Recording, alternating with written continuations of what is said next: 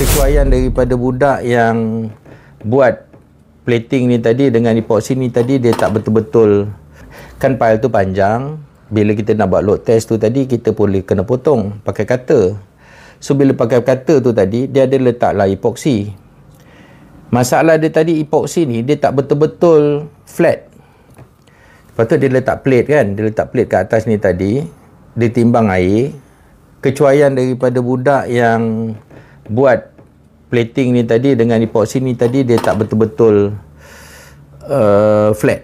Benda ni uneven, dia pergi pada satu point, loading tadi untuk double tadi, dia tak equally distributed, pergi satu point, crack berlaku.